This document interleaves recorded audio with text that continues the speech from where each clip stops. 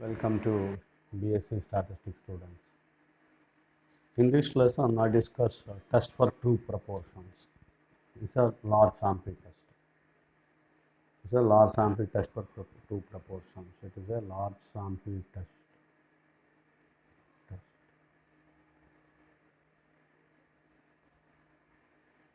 Okay, now if you consider test for two proportions, for which you have to consider two different populations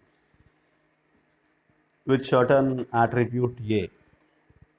With some particular certain attribute, we have to consider two different populations, population 1 and population 2. From the two different populations, we have to consider, for example, is it visible? Yeah, is it visible? Right, right. Then if you consider from two different populations, we have to draw two samples of size n1, size n2 respectively. From first population, you have to draw a sample called the first sample, and from the second population, you draw another sample, it is called second sample of size n2. So first sample of size n1 is drawn from the first population, second sample of size n2 is drawn from the second population. Like that, in which if you consider x1 is number of persons having the attribute out of n1 of the attribute A, and x2 be the if you consider the second from the second population, second sample, x2 be the number of persons having the attribute A out of the sample size n2. Out of n2, number of persons possessing attribute A. Out of n1, x1 is the number of persons possessing the attribute A. Like that, if you consider, obviously we have discussed in detail in the single proportion, x follows a binomial distribution. Therefore, x1 follows a binomial distribution with parameters n1 and capital P1, and obviously x2 follows a binomial distribution with parameters n2 and capital P2. And obviously I write one more thing, that is q1 is equal to, here I write q1 is equal to 1 minus p1 and q2 is equal to 1 minus p2 is going to be considered, right? So therefore it follows x1 and x2 now it can be observed that it follows a binomial distribution. These two variables follows binomial distribution. So therefore we can write the values, we can consider the values expectation of x1, that is mean of the binomial distribution n1 p1, and variance of x1, it can be written as n1 into p1 into q1.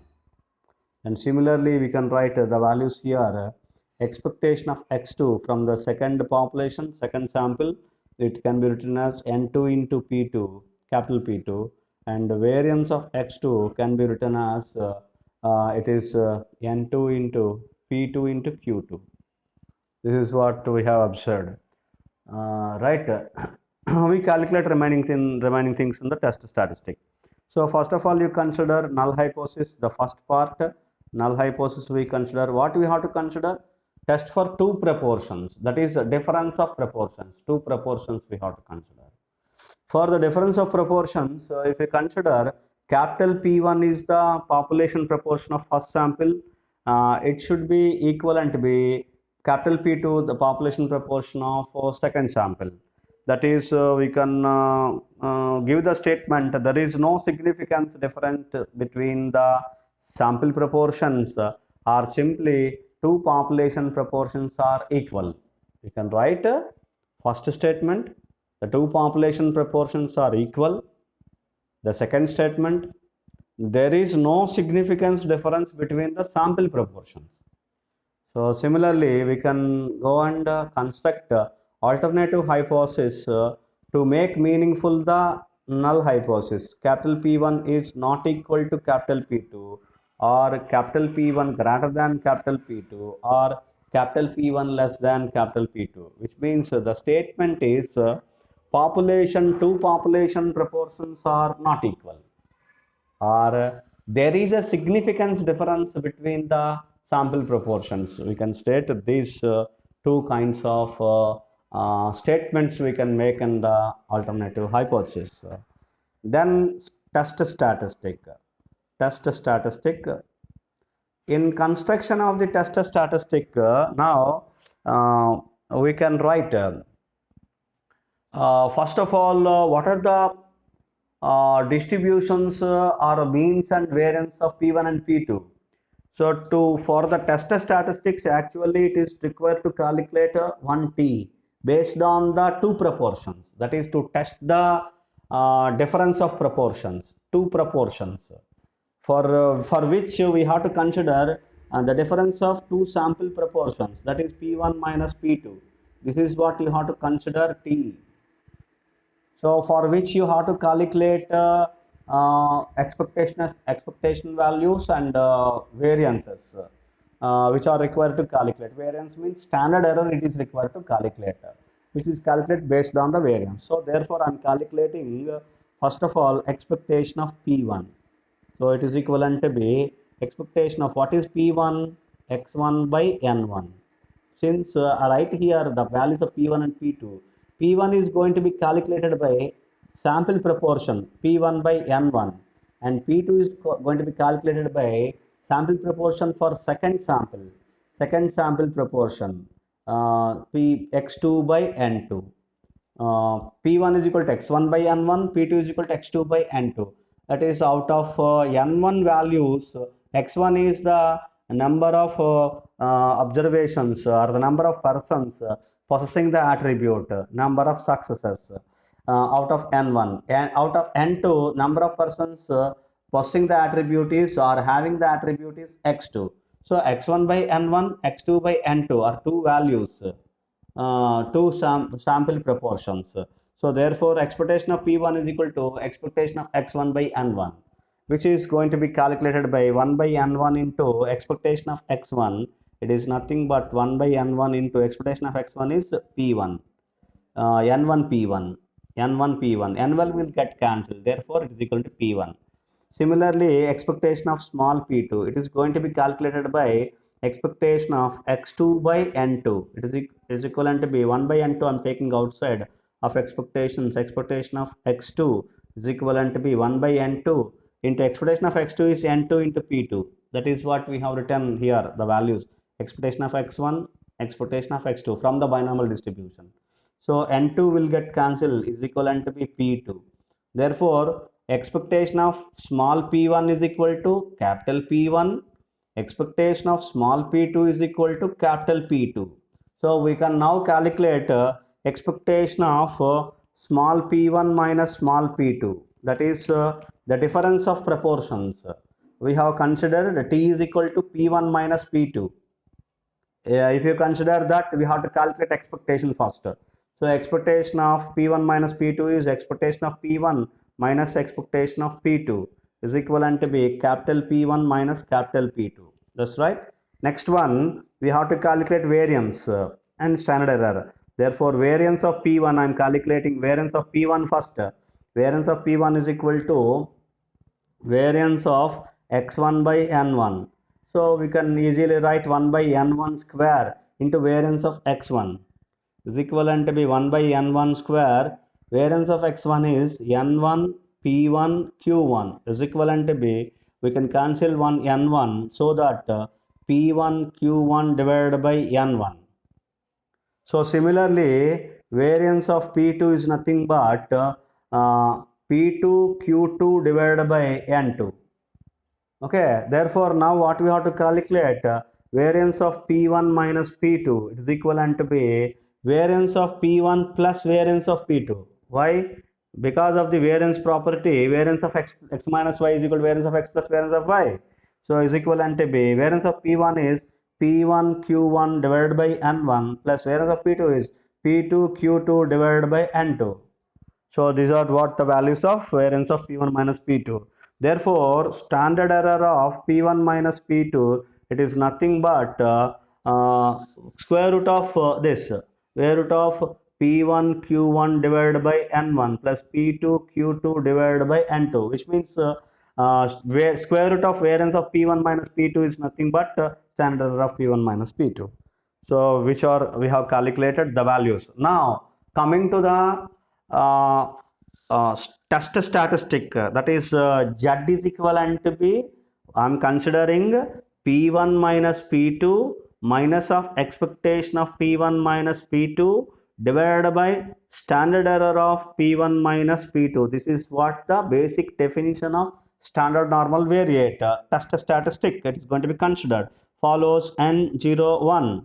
So which implies it is equivalent to be we consider P1 minus P2 minus expectation of P1 minus P2 is capital P1 minus capital P2. That is what we have calculated. You see here expectation of P1 minus P2 is equal to capital P1 minus capital P2, and standard error of P1 minus P2 just now we have calculated is square root of P1 Q1 divided by N1 plus P2 Q2 divided by N2, which follows N01. This is what the test statistic we have considered. Now it is to be calculated under the null hypothesis. So test statistic under H naught. What is H naught? H naught is P1 is equal to P2. Let it be capital P. Both are equal. P1 and P2 are equal. Therefore, I am considering let it be capital P. Say. So if we consider capital P, this P1 is equal to Q1 is equal to capital P1 is equal to P2 is equal to P, and Q1 is equal to Q2 is equal to some Q. So then you consider Q1 is equal to Q2 is equal to some Q, which is nothing but 1 minus capital P, like that. So therefore, I am writing Z is equivalent to be small p1 minus small p2. Since P1 is equal to P2, then this will be 0. P1 minus P2 is equal to 0. Since P1 is equal to P2, P minus P is 0. And divided by only the term you have square root of this is P1 Q1 which same, that is P is equal to P is equal to Q. P2 Q2 it is equal to P is equal to Q. Therefore, it is PQ by N1 plus PQ by N2. Do you understand? P1 is equal to P2 is equal to P. That is P1 is equal to P and Q1 is equal to P. Q1 is equal to Q, I'm sorry. And P2 is equal to P and Q2 is equal to Q. Therefore, I replaced all P1 P2 by P and Q1 Q2 by Q. Therefore, we can write as P1 minus P2 divided by square root of, if you take common, PQ into 1 by N1 plus 1 by N2. It is what the formula which follows N01. This is what the required test statistic formula. But of course, now I am calculating two cases. The case 1. Now I calculate case 1. You refer case 1. If you refer case 1, what is case 1? Case 1 is capital P is known. Case 1 is capital P is known, which means capital P1 is equal to capital P is equal to capital P is known, is a known value. Then what would be your test statistic? Then Z is equal to small p1 minus small p2 divided by square root of this is capital P and capital Q multiplied by 1 by N1 plus 1 by N2, which will be the test statistic under H naught whenever capital P1 capital P2 is equal to capital P is a known value, that is population proportions are known values. And case 2, if capital P is not known, in such a case what we do, capital P is going to be estimated by capital P cron is equal to N1 P1 small p1 N2 P2 divided by N1 plus N2 or x1 plus x2 divided by N1 plus N2. This is what the formula we go and use to calculate P cron. Therefore, Q cron is equal to 1 minus P cron. Therefore, Z, the value of Z, test statistic under H naught Z is going to be calculated by small p1 minus small p2 divided by square root of P cron into Q cron multiplied by 1 by N1 plus 1 by N2. This is what the formula is going to be used follows N0, 1 standard normal distribution, N0, 1. Right? So this is what the test statistics for two cases. Remember, case 1 is P is known, case 2 P is known, and case 2 is P is not known. Case 2 is P is not known. In the case 1, capital P is going to be considered directly. P1 minus P2 divided by square root of PQ into 1 by N1 plus 1 by N2, where Q is 1 minus P. That is the value of Z. And of course here P cron, P is estimated by from the sample. This is all the values of samples. N1, P1, N2, P2 divided by N plus N2. Right? X1 plus X2 by N1 plus N2. This is what the value of value obtained from the sample observations, from the sample values. That is capital P cron. It is estimation, cron. This is indicated by cron or an estimation, or P cap we can call. And therefore, from this value, Q cron is equal to calculated by 1 minus P cron.